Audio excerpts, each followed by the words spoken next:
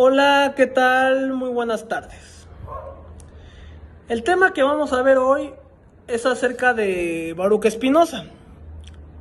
¿Quién fue Baruch Spinoza? Fue un filósofo que tenía tres orígenes, tres nacionalidades: portuguesa, judía y holandesa.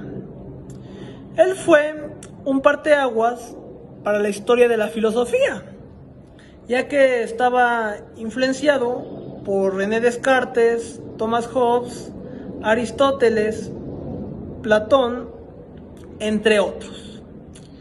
Su religión era la panteísta. ¿Qué es el panteísmo? Es que todo es Dios. Por ejemplo, un edificio, un coche, un árbol, todo es Dios. Y se deriva del griego pane, todo, teos, religión. Y todo lo atribuía a una religión. Por ejemplo, llueve y cae una gota, o cae una planta, o cae un árbol, eso lo atribuía a la religión. Pero su primera religión, su religión materna, fue la judía. Y por sus pensamientos y por sus ideologías fue excomulgado de la comunidad judía. Y hasta cierto punto su vida la atribuyó a las matemáticas, con la influencia de René Descartes, que fue un ícono de las matemáticas y de las ciencias en la Edad Moderna. Y de ahí empezó a profundizar no solo en las matemáticas o en la religión, sino también en la psicología y en la mente. Y escribió 3 libros muy representativos: Tratado político, Tratado político religioso, político teólogo y Ética. Fueron sus 3 libros más representativos.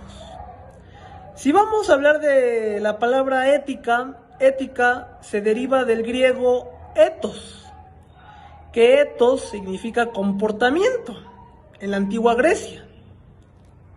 De ahí también nace el civismo, de alguna manera. Entonces, Baruch Spinoza hizo énfasis en 3 cosas: de la mente humana o de la civilización de las personas: la razón, la intuición y la imaginación.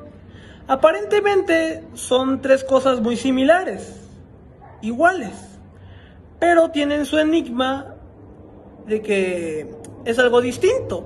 La razón significa pensar, razonar, e inclusive ya en términos menos científicos, más cotidianos, más de la vida diaria, la razón significa razonar del peligro, de algo que puede pasar, ser una persona pensante. De hecho, en una filosofía más contemporánea hubo una disputa entre Blaise Pascal y Kierkegaard, porque ellos eran del corazón. Y hay un ejemplo muy claro de este ejemplo. Y el ejemplo es de que, haz de cuenta, yo voy en el parque y al lado hay un río. Por ejemplo, en el río Sena de París. Yo voy en el parque y mi perro se echa a correr por una extraña razón, porque a los animales se les llama entes, seres que no razonan, que actúan por instinto, primitivos, tal como lo mencionó Lévi-Strauss cuando estudió a las tribus, pero los animales son menos pensantes. Entonces se echa a correr y cae al río y muere. ¿Qué me va a decir mi raciocinio? Deja a tu perro morir, porque si tú lo salvas, tú también mueres y ahogas. Y eso lo decía el corazón, no lo decía el raciocinio, perdón, lo decía el corazón. Y mi raciocinio me dice déjalo morir y sálvate tú, porque si tú lo salvas, tú también puedes morir. Y la intuición ya se puede llamar en un juicio a priori, en un estigma, en un estereotipo y en un prejuicio. Juzgar antes de ver las cosas. Y eso tiene mucho que ver con las teorías de Immanuel Kant.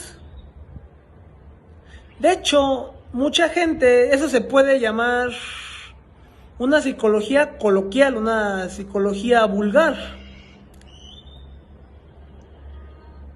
La razón y la imaginación, pues es pensar, dejar volar la mente, fantasear, divagar. Eso empieza mucho a las edades tempranas. Y por supuesto en las edades artísticas, cuando la gente fantasea. E incluso el delirio tiene mucha incumbencia en esta índole. Pero Baruch Spinoza sí tuvo pues también adversidades, como todos los filósofos, porque la filosofía es una rama muy vulnerable. Él empezó a fabricar lentes de telescopios para poder subsistir y así posteriormente poder estimular su ideología. Porque todo filósofo tiene una mente más elevada que el común denominador. Y yo sé que está de más que lo diga. Entonces, ella en los libros de tratados políticos y tratados teólogos políticos, es preciso mencionar que están aliados, que siempre la política y la religión ha estado aliada. Un ejemplo muy claro, México, nuestro país, que el sector derechista está siempre pegado con la religión, e incluso tienen mecenas, aunque aquí retrocedamos 6 siglos o 5 siglos. Ellos siempre les van a hacer promoción. De hecho, si vas a un zócalo, por ejemplo, al Zócalo de la Ciudad de México, siempre hay una catedral y está la Plaza de la Constitución. Eso siempre ha sido una regla a seguir porque la iglesia está aliada con el Estado. Y allá empieza a haber corrupción. De hecho, había un filósofo que se llamaba Roland Barthes, un filósofo bastante contemporáneo, que decía que estar casado, ser católico y tener una profesión es un mero hecho de la casualidad. Pero no hay que dejar de mencionar que también el sector más vulnerable es muy católico. Claro que ha sido producto de que las clases elevadas, las alcurnias, los han incitado y se lo han inculcado. Es hablar como de un patrón de conducta. Y Baruch Spinoza murió de una manera muy trágica, de tuberculosis. ¿Por qué? Porque en ese tiempo no había suficientes medicinas para curar las enfermedades, a pesar de que la ciencia ya se iba gestando. Ya la ciencia empezaba a tener cabida en las humanidades.